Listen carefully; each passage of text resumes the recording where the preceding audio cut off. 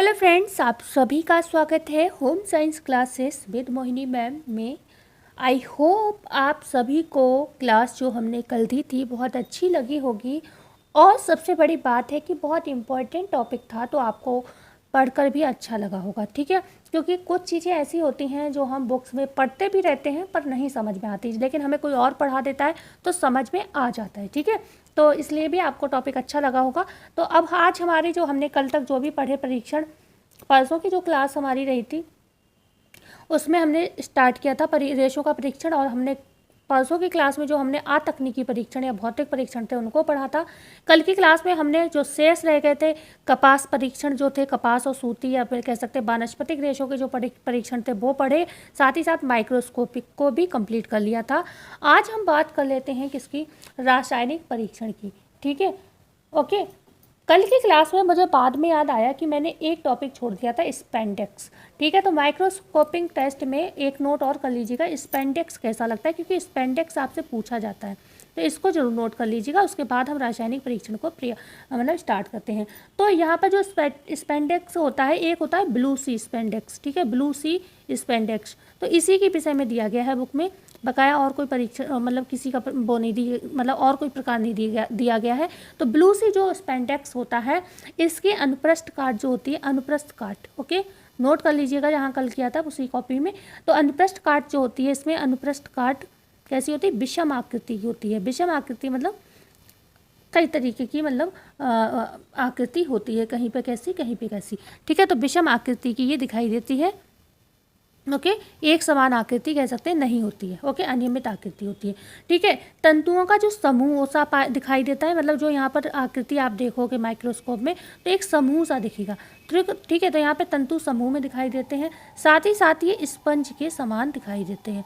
Sponge के समान इसकी संरचना दिखाई देती है, स्पंज होता है उसके समान। अब बात करते हैं, अभी तक तो हमने अनुप्रस्थ काट की बात की, अब हम अनुदैर्ध्य काट अगर बात करें, क्योंकि स्पेंडेक्स भी महत्वपूर्ण है। ओके, आपसे प्रश्न में कभी कभी स्पेंडेक्स पूछ लिया जाता है। तो अनुदैर्ध्य काट जो होती है इसकी, इसमें जो तंतु होते हैं संयुक्त रूप में बहुतंतु दिखाई देते हैं, मतलब बहुत सारे तंतु दिखते हैं। ठीक है, संयुक्त बहुतंतु दिखते हैं।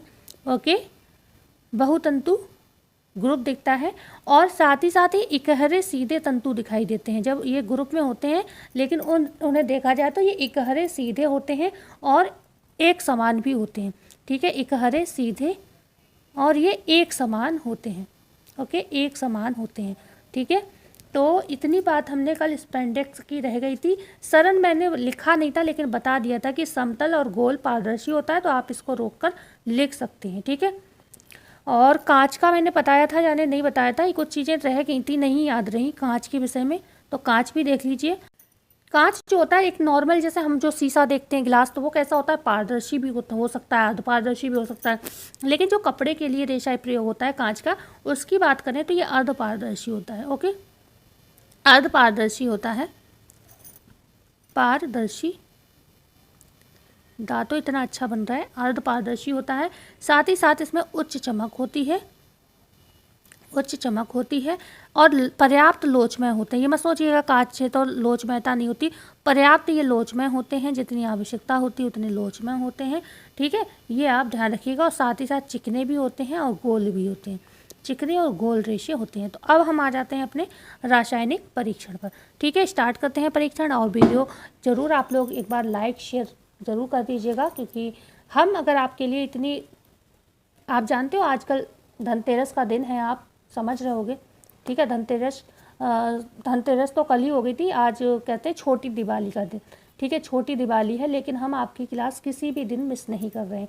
कल बड़ी दिवाली है, कल हो सकता है क्लास ना हो पाए, लेकिन वो हम आपको तभी हम बता देंगे। ठीक है, मतलब मैसेज छोड़ देंगे। तो हम आप बात करते हैं रासायनिक परीक्षण को, और अच्छे से दिवाली मनाइए, और दिवाली के बाद अपनी ड्यूटी पर आ जाइए, मतलब पढ़ाई पर आ जाइए। रासायनिक परीक्षण, और मौका लगे तो अभी भी पढ़ते भी रहिए, खुशियाँ भी मनाइए, सब काम करिए। तो रासायनिक जो केमिकल टेस्ट किया जाता है उसकी हम बात करते हैं। देखो, रासायनिक परीक्षण सबसे बड़ी बात है, इतना ईजी नहीं होता है। क्यों नहीं होता है? क्योंकि आप जानते हो आजकल मिश्रित रेशे होते हैं, और मिश्रित रेशों के साथ साथ कहें ज़्यादातर रेशे, जैसे आप वनस्पति में सेलुलोजिक रेशा हो गया, लीलन रेशा हो गया, तो ये एक समान ही होते हैं। तो इस वजह से रासायनिक परीक्षण में अब मान लो लीलन और कपास की ही आपको जांच करनी है तो दोनों में सेम ही परीक्षण लगभग आएगा, तो आपको क्या जांच पता चलेगी। तो ये थोड़ा जटिल परीक्षण होता है, ठीक है। और दूसरी बात है, इसे आप घर में भी नहीं कर सकते हो, इसके लिए आपको लैब वगैरह चाहिए, ठीक है। रसायन का यूज़ नॉर्मल नहीं किया जाता है, तो परिसज्जाएँ वगैरह इनको प्रभावित भी करती हैं। तो कोई भी परीक्षण करना है तो सबसे पहले तो आपको परिसज्जाएँ हटानी, जो कि हर टेस्ट में करनी है, चाहे आप माइक्रोस्कोपिक टेस्ट करो तो भी परिसज्जा हटाओगे। लेकिन आपको कुछ चीज़ें पता होनी चाहिए मुख्य तौर पर। कितनी? 2 विधियां हैं रासायनिक परिचर्या की। विधियां कितनी हैं? 2। एक तो है कौन सी? एक है धब्बा विधि। धब्बा विधि इंपॉर्टेंट है लेकिन ये पूछे जा सकते हैं, ठीक है। और दूसरी होती है घोलक विधि। दूसरी कौन सी है? घोलक विधि। घोलक विधि। तो ये 2 विधि होती हैं जिसको हम धब्बा विधि, स्टेन मेथड, या फिर घोलक विधि जिसे हम सॉल्वेंट मेथड कहते हैं। ओके, धब्बा विधि किसने विकसित की? अगर आपसे ये प्रश्न पूछा जाए, धब्बा विधि किसने विकसित की? विकसित किसने की? तो आपको इस कंपनी का नाम पता होना चाहिए। विकसित की थी अटलांटिक रासायनिक निगम ने, ठीक है। किसने विकसित की? अटलांटिक।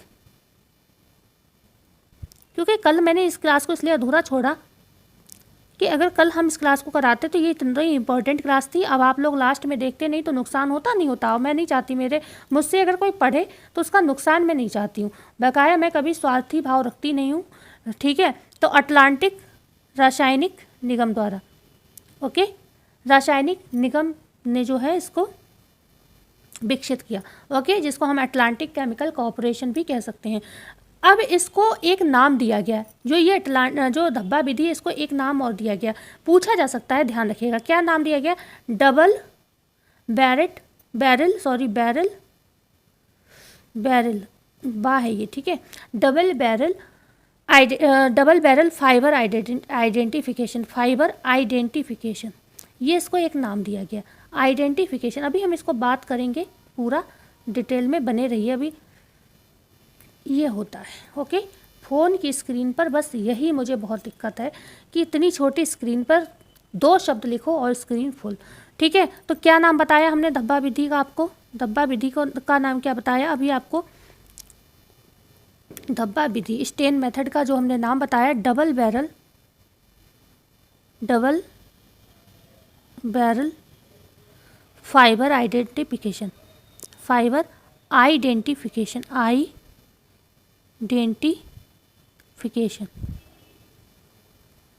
ओके, आइडेंटिफिकेशन, या फिर DBFI।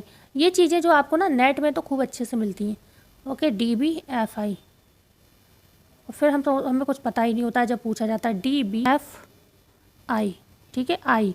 तो ये डबल बैरल फाइबर आइडेंटिफिकेशन, ये इसकी फुल फॉर्म है, ठीक है। अब आप इसको बिल्कुल ध्यान से सुनिएगा। कोई भी रेशा है, ठीक है, अब हमें उसकी जांच करनी है, ठीक है, रेशे की जांच करनी। तो रासायनिक परीक्षण में हम इसमें क्या करते हैं? जो धब्बा विधि नाम दिया गया है इसमें हम करते क्या है? तो जो भी प्रचलित तंतु है जिस पर हमें जांच करनी है उस पर हम क्या करते हैं? रसायन की बूंद डालते हैं, ठीक है। रसायन की बूंद, अभी सुन लीजिए फिर हम बताएंगे, ठीक है। रसायन की बूंद या धब्बा कह सकते हैं, धब्बा डालते हैं, ठीक है, डालते हैं। तब इसकी क्या होती है? 2 विशिष्ट रंगतें होती हैं, 2 विशिष्ट रंगतें, तभी तो हम इसको डबल बैरल आइडेंटिफिकेशन कहते हैं। क्यों कह रहे हैं? क्योंकि इसकी 2 विभिन्न रंगतें होती हैं। तो आपसे पूछा जाए जो धब्बा विधि होती है इसमें कितनी रंगतें होती हैं? तो 2 विभिन्न रंगतें होती हैं। कौन कौन सी? एक तो जब आप कोई भी मतलब कोई भी रसायन डालते हो तो जो रेशे का रंग होगा उसी में परिवर्तित हो जाएगा। मतलब जब मान लो कोई रेशा पीला है तो वो पीला ही रहेगा, पीले में ही परिवर्तित हो जाएगा। केमिकल डाला, थोड़ी देर में वो पीला ही हो जाएगा, जैसा था वैसा ही हो जाएगा, ठीक है। तो एक तो ये हो गया। दूसरा क्या होगा? मान लो आपने दूसरा रसायन डाला, दूसरे में क्या होगा? ये बिल्कुल भिन्न रंग में बदल जाएगा। मान लो पीला है तो वो पीला नहीं रहेगा। अब वो कौन सा होगा? तो वो रेशे के ऊपर डिपेंड करेगा कि जिस रेशे की बात होगी उसकी बात करेंगे, ठीक है। तो एक टेस्ट, इसमें 2 तरीके के टेस्ट होते हैं। एक में तो सेम रंग ही रहेगा, जैसा रेशा था उसी रंग में परिवर्तित होगा। दूसरे में क्या होगा? रंग चेंज हो जाएगा। क्लियर हुआ? अब जैसे हम उदाहरण की बात करते हैं, हमने किसी भी तंतु पर एसिटिक अम्ल डाला, ठीक है, एसिटिक अम्ल डाला, ओके, एसिटिक अम्ल डाला, ध्यान से सुनिएगा। एसिटिक अम्ल है, आपको पता है, एल्कलाई। तो अम्ल को जब हम डालते हैं तो इस पर जो प्रतिक्रिया होगी तो ये क्या करेगा? उसी विशिष्ट रंग में परिवर्तित हो जाएगा। मान लो आपने किसी भी तंतु पे एसिटिक रंग डाला है तो ये कैसा परिवर्तित होगा? जैसा रेशा है वैसा ही रंग हो जाएगा, ठीक है, रेशे के रंग का ही हो जाएगा। लेकिन यहीं पर आपने कौन सा वाला डाला? कार्बोनेट ऑफ सोडा डाला, ठीक है, जिसको हम क्षार कहते हैं, ठीक है। तो कार्बोनेट ऑफ सोडा डाला किसी के ऊपर, किसी तंतु के ऊपर, समझने के लिए कार्बोनेट ऑफ सोडा डाला, ठीक है। तो कार्बोनेट ऑफ सोडा जब हम डालते हैं, जब इससे प्रतिक्रिया कराई जाती है तो ये क्या होता है, पूर्णतः भिन्न रंग में बदल जाता है, पूर्णतः, ठीक है। तो जब भी कार्बोनेट से प्रतिक्रिया कराई जाएगी, कार्बोनेट ऑफ सोडा से, तो ये क्या होता है, अपने मतलब भिन्न रंग, मतलब दूसरा रंग में परिवर्तित हो जाएगा, जो रंग रेशे का था उसमें नहीं रहेगा, ठीक है। क्लियर हुआ। इसी वजह से ये दो चीज़ें हमने बताई, एसिटिक और अम्ल और कार्बोनेट ऑफ सोडा को जब हमने बताया तो हमने एसिटिक डालने से क्या कहा, सेम रंग रहेगा, और कार्बोनेट से क्या होगा, चेंज हो जाएगा। तो ये क्या है, ये मतलब क्या कैसी हो गई, डबल बैरेट हो गई, मतलब दो तरीके की विधि इसमें दी गई है, ठीक है। तो डबल बैरेट स्टेन आइडेंटिफिकेशन भी हम इसको कहते हैं, डबल बैरल स्टेन, मैं बैरेट बार बार बोल रही हूँ, बैरल होता है, ठीक है, बैरल स्टेन आइडेंटिफिकेशन हम इसको कहते हैं।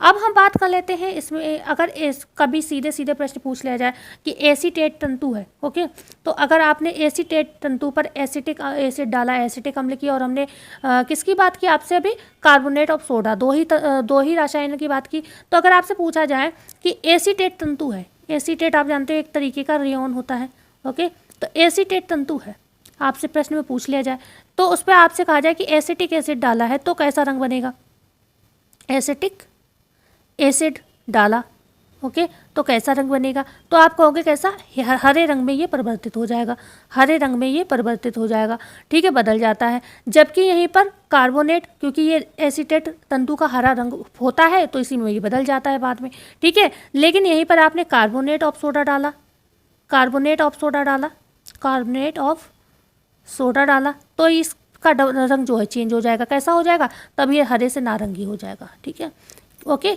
इसका रंग मतलब नहीं रहा, रंग बदल गया, ठीक है, तो ये रंग बदल जाएगा, नारंगी हो जाएगा। मतलब कार्बोनेट ऑफ सोडा डालने से कह सकते हैं एसीटेट रेयन जो होता है वो नारंगी रंग का हो जाता है, और एसिटिक एसिड डालने से सेम रंग का रहता है, हरे रंग का होता है, हरा रंग रहता है, ठीक है। आगे हम बात करते हैं इसी में क्रम में नायलॉन की। तो जो नायलॉन रंग होता है, इसमें अगर आपने अम्ल से प्रतिक्रिया कराई है, अम्ल से प्रतिक्रिया कराई है, तो ये बीज रंग का हो जाता है। बीज कौन सा रंग होता है, भाई बुक में दिया था तो मैंने लिख तो लिया, लेकिन मैं थोड़ा कन्फ्यूज थी, मैंने बीज रंग कभी देखा नहीं, या फिर हो सकता है मतलब वो इंग्लिश में मतलब हो कोई रंग नहीं ध्यान दिया हो कभी, ठीक है।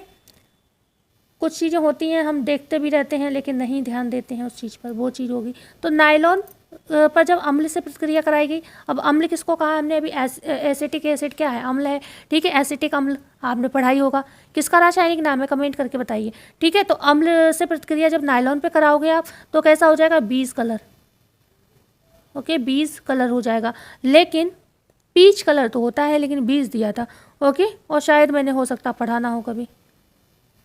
और क्षार से प्रतिक्रिया कराई जाए तो ये लाल रंग का हो जाएगा, लाल रंग, ओके, नायलॉन, तो ये लिख लीजिएगा, इंपॉर्टेंट हो सकता। अब हम सेकंड मेथड घोलक विधि की बात कर लेते हैं। देखो घोलक विधि भी डिफिकल्ट, वैसे तो हमने बताया रासायनिक विधि सारी ही डिफिकल्ट होती है, लेकिन धब्बा विधि से भी ज़्यादा घोलक विधि कठिन मानी गई है, ठीक है। तो घोलक विधि, दूसरी विधि की बात कर लेते हैं, घोलक विधि रासायनिक की।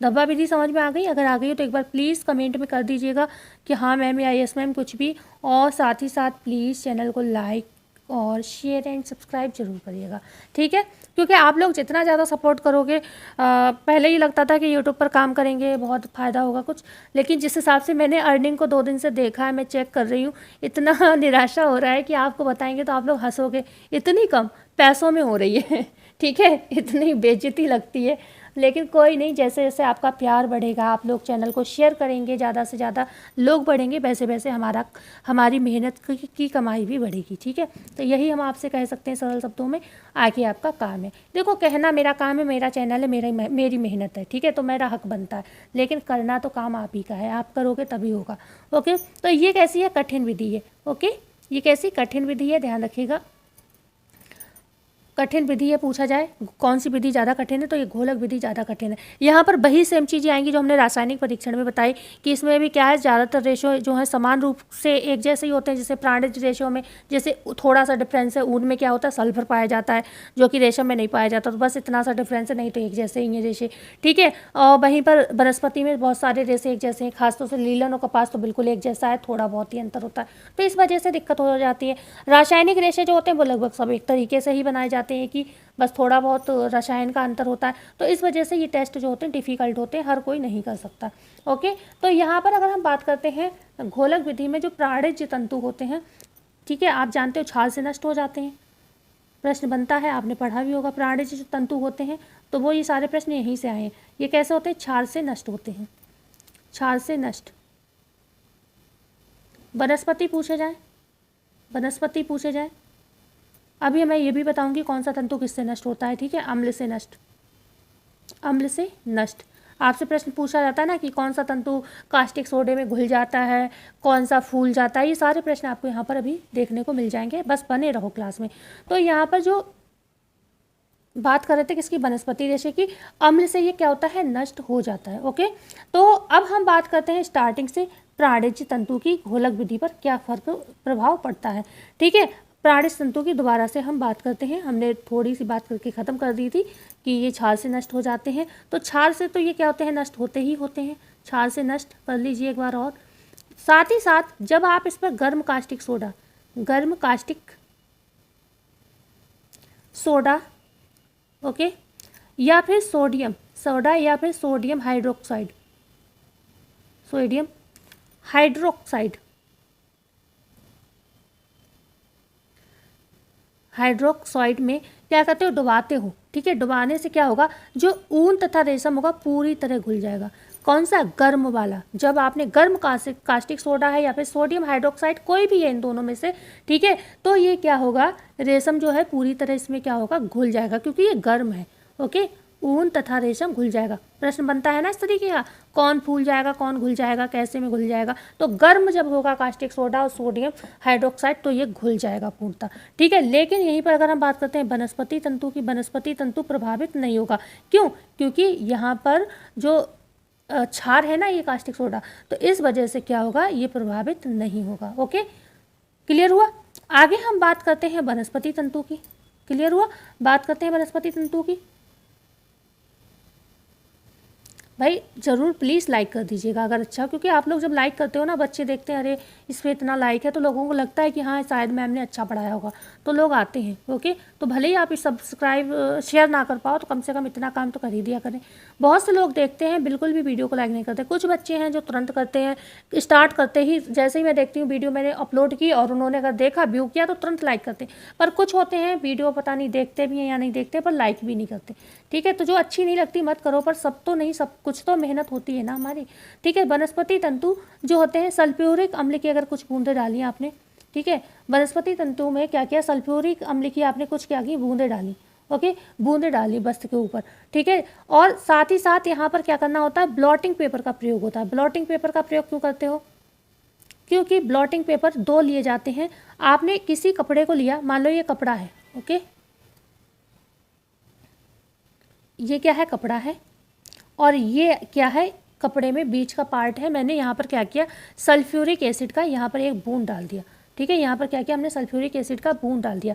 अब हमने क्या किया? दो ब्लॉटिंग पेपर ये लिए, ठीक है। एक ब्लॉटिंग पेपर पे हमने ये उठाकर, ये जो है इसे उठाकर यहाँ रख दिया, ठीक है, यहाँ उठाकर हमने रख दिया, ऐसे समझो, ठीक है। अब हमने फिर क्या करा? एक ब्लॉटिंग पेपर इसके ऊपर और लगा दिया, ठीक है। तो अब क्या होगा? ये बीच में हो गया, नहीं हो गया? एक ऊपर हो गई लेयर ब्लॉटिंग पेपर की, एक नीचे लेयर हो गई, और बीच में ये क्या है? कपड़ा रखा है, और कपड़े पे दाग लगा हुआ है। समझा रही हूँ मैं आपके लिए, बस समझ जाइए आप। तो अब हम इस पर क्या करेंगे? इस्त्री करेंगे, आयरनिंग करेंगे, प्रेस करेंगे। जब आपका धब्बा जो है, जहाँ पर ये धब्बा पड़ा हुआ है ना, ये झुलस जाए, ठीक है, झुलस जाए, तो आप क्या समझोगे? ये कौन सा रेशा है? वस्त्र कौन सा था? सूत का है, या फिर ये किसका है? लीलन का है, या फिर ये किसका है? रेयॉन का है। अब आप बताओ, तब यहाँ पर भी आपने परीक्षण कर लिया, तब भी आप कंफ्यूज हो जाओगे, क्योंकि सूत में भी सेम चीज़ होगी, लीलन में भी सेम चीज़ होगी, रेयॉन में भी सेम होगी। इसीलिए जो है रासायनिक परीक्षण डिफिकल्ट है। जिनकी संरचना सेम होगी, तीनों के साथ सेम कंडीशन होगी। अब यहाँ पर सूती कपड़ा होगा तो भी झुलस जाएगा, लीलन का होगा तो भी झुलस जाएगा, रेयॉन का होगा तो भी झुलस जाएगा, ठीक है। तो यहाँ पर बस आपको याद क्या रखना है? सल्फ्यूरिक अम्ल। सल्फ्यूरिक अम्ल की आप बूंदें डालोगे तो कपड़ा आप आयरन करते हो तो झुलस जाता है, ठीक है, झुलस जाएगा। कौन सा? सूती और लीलन और रेयॉन, कोई भी कपड़ा होगा तीनों में से तो झुलस जाएगा वनस्पति रेशे, लेकिन प्राणिज पर असर नहीं पड़ेगा सल्फ्यूरिक अम्ल का, ठीक है। आगे हम बात करते हैं सूती और लीलन में अगर आपने सूती और लीलन की सिर्फ बात कर रहे हैं इस समय हम, और किसी की बात नहीं कर रहे हैं, सूती प्लस लीलन। रासायनिक परीक्षण है ये, सारे पढ़ लीजिएगा। इसमें आपने अगर 1% क्या लिया, फुक्सिन, परसेंट है ये, फुक्सिन पदार्थ होता है रासायनिक एक, ठीक है। फुक्सिन अल्कोहल, अल्कोहल लिया, फुक्सिन अल्कोहल लिया, और उसमें क्या हुआ, दोनों रेशे आपने लिए डाल दिए, कौन कौन से, सूती और लीलन, लीलन दोनों रेशे डाल दिए, तो ये किस रंग का हो जाएगा, फुक्सिन है 1%, ध्यान रखिएगा। इसमें ये गुलाब जैसे डार्क रंग का हो जाएगा, गुलाब जैसा लाल रंग हो जाएगा, कपास का गुलाब जैसा लाल रंग हो जाएगा, और लीलन का भी सेम हो जाएगा। लेकिन इसके बाद आपने क्या किया, इसको कपड़े को धोया, ये कैसा हो गया, लाल हो गया, दोनों सूती भी लाल हो गया और लीलन भी लाल हो गया। अब आपने इसे धोया, लेकिन किससे धोया, धोया किससे, अमोनिया से, ठीक है, किससे धोया, अमोनिया से। ओके, प्रश्न बनते हैं भाई, मजाक में मत लीजिएगा, और जो नहीं बना है वो बन सकता है। अमोनिया में धोया, अमोनिया से मतलब आपने जब धुलवाया, कपड़े को धोया गया, तो लीलन तो लाल ही रहेगा, ठीक है, कैसा रहेगा, लीलन तो लाल ही रहेगा, लीलन कैसा रहेगा, लाल ही रहेगा, तो समझ जाना ये लीलन है। ओके, और कपास जो सूती होता है इसका रंग लाल नहीं रहेगा, इसका रंग बदल जाएगा, मतलब तो आप इससे पहचान सकते हो कि कौन सा रेशा लीलन का है। आपने क्या किया, मतलब 2 कपड़े लिए, अब आपको कन्फ्यूज़न है कि सूती है या लीलन है, कौन सा रेशा है, आपने क्या किया, फुक्सिन लिया 1% अल्कोहल, और उसमें कपड़े को डाला। ये अगर दोनों कपास लीलन है और आप कंफ्यूज हो अभी भी, मान लो वो लाल हो गए, दोनों ही लाल हो गए, सूती भी लाल हो गया, लीलन भी लाल हो गया, अब कन्फ्यूज़न होगा ना कि अब किन में से कैसे पहचाने कौन सा सूती है कौन सा लीलन। अब इसके बाद आपको अमोनिया में धोना है, तो अगर लाल ही रहे तो आप समझ जाओगे लीलन है, और लाल से चेंज हो जाए, कोई भी कलर हो जाए चेंज होकर, तो वो आप कहोगे सूत है। क्लियर हो गया। आगे हम बात करते हैं, ये सारे रसायन पूछे जाते हैं। ओके, सांद्र सल्फ्यूरिक एसिड में अगर आपने सांद्र सल्फ्यूरिक एसिड, ये भी प्रश्न शायद बना हुआ सांद्र सल्फ्यूरिक एसिड की का, ठीक है, सांद्र सल्फ्यूरिक एसिड लिया आपने, और उसमें क्या किया, 2 मिनट तक, सांद्र सल्फ्यूरिक एसिड में 2 मिनट तक आपने क्या किया, सूती को डुबो दिया, सूती और लीलन को डुबो दिया, सूती प्लस लीलन को डुबो दिया। अब इसमें क्या होगा, क्योंकि ये सल्फ्यूरिक एसिड है, ओके, क्योंकि वनस्पति जैसे आप जानते हो सल्फ्यूरिक एसिड से प्रभावित होते हैं, अभी हमने कहा, ठीक है। तो यहाँ पर आपने इसमें क्या किया, सल्फ्यूरिक एसिड में सूती और लीलन को डाल दिया, कितना, मात्र 2 मिनट। तो ये क्या होगा, इसमें लीलन की अपेक्षा जो होगा सूती तंतु अधिक कमज़ोर हो जाएगा, जो सूती है सूती पर मतलब ज़्यादा प्रभावित होगा, सूती ज़्यादा कमज़ोर हो जाएगा किससे, लीलन की अपेक्षा, लीलन उतना नहीं होगा कमज़ोर, ठीक है, मतलब सूती पर सल्फ्यूरिक अम्ल का प्रभाव ज़्यादा पड़ता है, ये भी आपको पता होना चाहिए। और यहीं पर आपने जब इन्हें क्या किया, धोया, फिर धोया, किससे धोया भाई, अमोनिया से धोगे, फिर से आपने क्या किया, इन्हें अमोनिया से धोया, अमोनिया से धोया, तो यहाँ पर क्या होगा, सूती तंतु क्या होंगे, बिल्कुल घुल जाएंगे, डिसॉल्व हो जाएंगे, ठीक, डिसॉल्व हो जाएंगे, सूती तंतु घुल जाएंगे, सूती तंतु क्या होगा, घुल जाएंगे। तो क्लियर हो रही है कोई चीज़। सल्फ्यूरिक एसिड का सबसे ज़्यादा प्रभाव कपास पर पड़ेगा, लीलन पर उतना नहीं पड़ेगा, लेकिन आपने सल्फ्यूरिक एसिड से धुलने के बाद फिर से किस में धोकर किस में डाल दिया, अमोनिया में डाल दिया, तो सूती तंतु घुल जाएगा और लीलन अप्रभावित रहेगा, मतलब लीलन पर कोई प्रभाव नहीं पड़ेगा। तो आप ऐसे भी पहचान सकते हो कि जो लीलन कौन सा है और कपास कौन सा है, ठीक है। लीलन पर सल्फ्यूरिक एसिड का, अमोनिया का कोई प्रभाव नहीं पड़ेगा, और सांद्र सल्फ्यूरिक एसिड का पड़ेगा, लेकिन कपास ज़्यादा प्रभावित होगा, ठीक है। आगे हम बात करते हैं, सूती और लीलन के ही ज़्यादा पूछे भी जाते हैं या फिर ऊन और रेशम के पूछे जाते हैं। सूती प्लस लीलन की अगर हम आगे बात करते हैं, लीलन की बहुत सारे टेस्ट हैं, आप याद कर लीजिएगा। जब आप इसको आयोडीन व जिंक क्लोराइड में, iodine plus zinc chloride, zinc chloride में डुबोते हो, क्लोराइड में जब आप इस पर डुबोते हो तो सूत कैसा हो जाएगा, लाल हो जाएगा, सूती कपड़ा जो होगा कैसा हो जाएगा, लाल हो जाएगा, ठीक है, लाल हो जाएगा। ओके, और यहीं पर आपका जो लीलन है, लीलन कैसा हो जाएगा, ध्यान रखिएगा, नीला नीला बैगनी हो जाएगा, लीलन कैसा हो जाएगा, नीला बैगनी हो जाएगा। क्लियर हुआ, कलर चेंज कर देगा। मतलब सूती लीलन को जब आप आयोडीन जिंक में, सॉरी आयोडीन जिंक क्लोराइड में जब डुबोते हो, मतलब घोल बनाया इनका, डुबो दिया, तो सूती लाल हो जाएगा, लीलन नीला बैगनी हो जाएगा। इतना सा अंतर समझ आया। आगे अगर हम बात करते हैं कास्टिक सोडे की, ठीक है, कास्टिक सोडे में मान लो लीलन और डाला आपने और सूती डाला तो क्या प्रभाव पड़ेगा। तो कास्टिक सोडे में जो आपका सूती होगा, वही शॉर्ट में लिख दे रही हूँ, समझ जाइएगा, टाइम ज़्यादा नहीं लेंगे क्योंकि त्यौहार का समय है, आपका भी समय इंपॉर्टेंट है, मेरा भी। तो कास्टिक सोडे में आपने क्या किया, सूती डाला, सूती रेशा, तो ये कैसा रहेगा, सफ़ेद ही रहेगा, कोई प्रभाव नहीं पड़ेगा, सफ़ेद रंग का ही रहेगा। लेकिन लीलन कैसा हो जाएगा, पीला पड़ जाएगा, मतलब लीलन ज़्यादा प्रभावी होगा, लीलन पीला पड़ जाएगा। क्लियर हुआ? ओके, अब हम आ जाते हैं ऊन और रेशम की थोड़ी बात कर लें, क्योंकि इसके भी प्रश्न बनते हैं। ऊन प्लस रेशम, ओके। इसमें अगर हम बात करते हैं, जब हम सांद्र, ठीक है, सांद्र ठंडे हाइड्रोक्लोरिक अम्ल में, क्लोरिक अम्ल में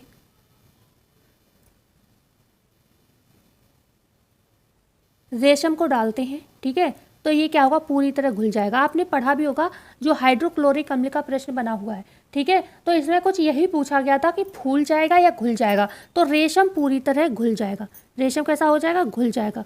लेकिन आपसे अगर बात, या फिर इसका पूछा गया ऊनी तंतु, ऊनी तंतु कैसा हो जाएगा, तो ये फूल जाएगा, ठीक है, फूल जाएगा, मतलब स्वेल सा हो जाएगा, जिससे स्वेलिंग होती है उस तरीके से ये फूल जाएगा, ठीक है, स्वेल हो जाएगा, ठीक है। क्लियर हुआ? सांद्र ठंडे हाइड्रोक्लोरिक अम्ल में रेशम फूल जाता है और ऊनी तंतु घुल जाता है रेशम, और ऊनी तंतु फूल जाता है। ये प्रश्न बना हुआ है, इनमें से मुझे ऐसा लग रहा है ये दोनों बने हैं, फूलने वाला भी बना है और घुलने वाला भी बना है, और नहीं बना है तो इम्पोर्टेंट है। फिलहाल एक बना है, फूलने वाला तो बना है, पढ़ा है मैंने, ठीक है। आगे हम बात करते हैं रेयॉन की और एसीटेट की। रेयॉन आप जानते हैं एसीटेट भी होता है एक रेयॉन, और कुप्रामोनियम भी होता है। आज मैं स्टोर रूम में बैठकर वीडियो बना रही हूँ इसलिए ओके मैं आप लोगों से हर तरीके की बात कर लेती हूँ। भाई फ्रेंड्स जैसे ही हम लोग, कोई ज़्यादा अंतर थोड़ी ना हम लोगों में, 2-4 साल मैं बड़ी हो सकती हूँ, 2-4 साल आप लोग छोटे हो सकते हो, यही तो हो सकता है अंतर, ठीक है। तो आगे हम बात करते हैं रेयॉन एसीटेट की। जो रेयॉन एसीटेट होते हैं, इन पर अगर हम शांत सल्फ्यूरिक एसिड की बात करें, शांत सल्फ्यूरिक एसिड, ओके, अम्ल एसिड कुछ भी कर सकते हैं, ठीक है। तो ये आयोडीन को, और साथ ही साथ प्लस आयोडीन कर लीजिए, आयोडीन, शांत सल्फ्यूरिक एसिड प्लस आयोडीन को समान मात्रा में, ठीक है, बराबर मात्रा में, समान मात्रा बराबर मात्रा कर लीजिए, बराबर मात्रा में आपने क्या किया, मिलाया, घोल बना लिया, ठीक है। अब जब आप इस पर विस्कोस रेयॉन को इसमें घोल में डालोगे, किसमें, सल्फ्यूरिक अम्ल प्लस आयोडीन के घोल में डालोगे विस्कोस को, तो ये कैसा हो जाएगा, विस्कोस आपका गहरा नीला हो जाएगा, ठीक है, गहरा नीला हो जाएगा, ओके। और यहीं पर आप एसीटेट डालते हो, एसीटेट,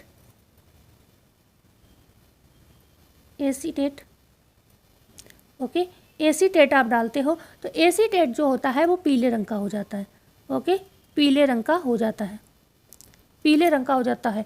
बहुत ही इंपॉर्टेंट क्लास है, ओके। अब हम आगे अगर बात करते हैं, इसी क्रम में बढ़ते हैं आगे।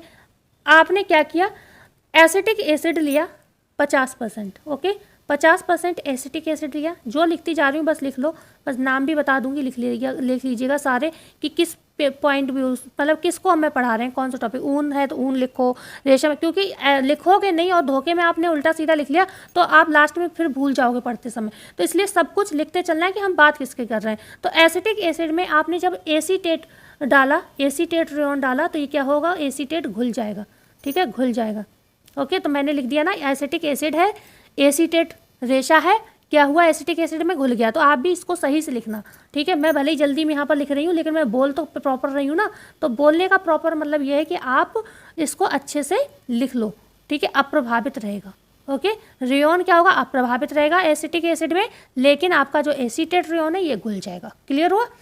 अब हम बात करते हैं आगे, जो भी मतलब रेयॉन होते हैं सल्फ्यूरिक एसिड में 60% के घोल में, या फिर हाइड्रोक्लोरिक एसिड है तो इनके शांत घोल में ये घुल जाते हैं। कोई भी रेयॉन है, ठीक है, कोई भी रेयॉन है, सल्फ्यूरिक एसिड का अगर 60%, यहाँ पर तो 50% है और एसिटिक एसिड की बात कर रहे हैं, लेकिन सल्फ्यूरिक एसिड का 60% घोल ले लिया आपने, और या फिर साथ ही साथ हाइड्रोक्लोरिक एसिड का घोल ले लिया, तो इसमें जितने भी रेयॉन हैं वो घुल जाते हैं। लिख लोगे आप, इतनी बात क्लियर है ना, लिख लोगे, लिख दूँ क्या, लिख देती हूँ भैया, नहीं मानोगे, ठीक है, नोट डाल लो आप अच्छे से। सभी प्रकार के रेयॉन, सभी प्रकार के rayon, okay, rayon sulphuric acid में, सल्फ्यूरिक एसिड में 60% घोल आपने लिया, मतलब इनके जो भी मतलब सल्फ्यूरिक एसिड है इसका आपने 60% घोल लिया, ठीक है, या फिर इसका 60%, या फिर हाइड्रोक्लोरिक का आपने 60% घोल लिया। हाइड्रोक्लोरिक आप लोग अच्छे से लिख लीजिएगा, मेरी तरह हौच पौच मत करिएगा। हाइड्रोक्लोरिक एसिड लिया और ये कैसा है, सांद्र रूप में है, तो कैसा हो जाएगा, ये घुल जाएंगे सारे रेयन का कोई भी प्रकार घुल जाएगा, चाहे विस्कोस हो, चाहे कुलपुरामोनियम हो, चाहे एसीटेट हो, ये सारे घुल जाएंगे। अब हम आ जाते हैं सबसे बढ़िया रेशा नायलॉन, सबसे अच्छा माना जाता है, धो और पहनो रेशा, जादुई रेशा, ठीक है। नायलॉन की अगर हम बात करते हैं तो एसीटोन लिया आपने, एसीटोन, ओके, एसीटोन है, रसायन है, इसमें जो एसीटेट तंतु होता है वो घुल जाता है, मतलब हम एसीटेट तंतु और प्लस नायलॉन का डिफरेंस देख रहे हैं। तो एसीटेट आप जानते हो एक तरीके का रेयन होता है, ओके, तो एसीटेट तंतु घुल जाता है, मतलब एसीटेट जो होता है रासायनिक विधि से भी बनाया जाता है और अर्धसेलुलोजिक विधि से भी बनाया जाता है। तो एसीटेट में जो एसीटेट तंतु होता है कैसा होता है, घुल जाता है, लेकिन नायलॉन तंतु यहाँ पर क्या होता है, नहीं घुलता, ठीक है। मतलब अब हम यहाँ पर ये बताना चाह रहे हैं एसीटोन का नायलॉन पर कोई प्रभाव नहीं पड़ता, नहीं घुलता। अगर डिफरेंस आपसे पूछा जाए तो एसीटेट और नायलॉन का डिफरेंस पूछा जाए तो एसीटोन में एसीटेट क्या है, घुल जाएगा, लेकिन नायलॉन नहीं घुलेगा, ठीक है, क्लियर हुआ। आगे हम बात करते हैं सोडियम हाइड्रोक्साइड, नायलॉन की ही बात हो रही है, ठीक है, नायलॉन के विषय में ही बात कर रहे हैं, अभी नायलॉन में ही लिखिएगा। सोडियम हाइड्रोक्साइड लिया आपने, हाइड्रोक्साइड लिया और कैसा लिया, ये उबलता हुआ है कि उबलते घोल में,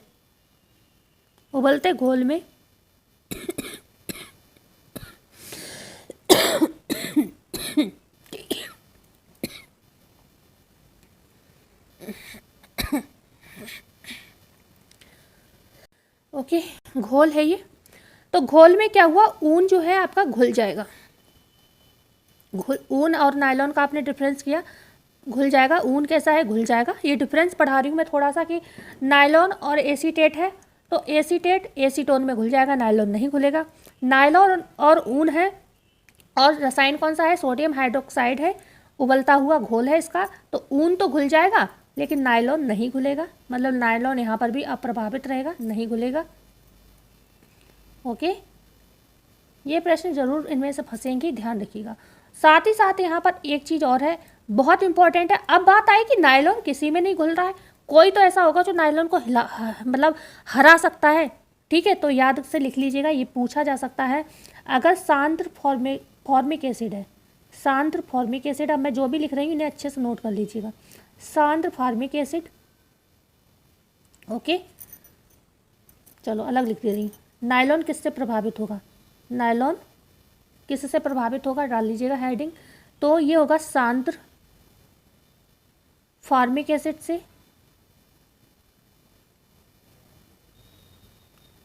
से, ठीक है, साथ ही साथ फिनॉल से, फिनॉल तथा और पूछा जाए क्रिसॉल।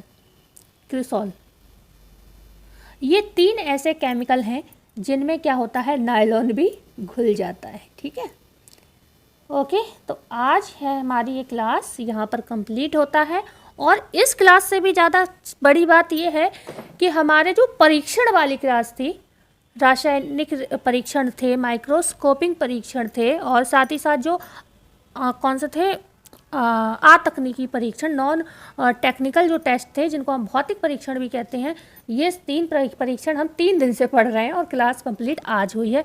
बहुत खुशी की बात है कि हमारी दिवाली के साथ साथ क्लास भी कंप्लीट हो गई, मतलब एक विशेष टॉपिक कंप्लीट हो गया जहाँ से प्रश्न भी बहुत पूछे जाते हैं, ठीक है।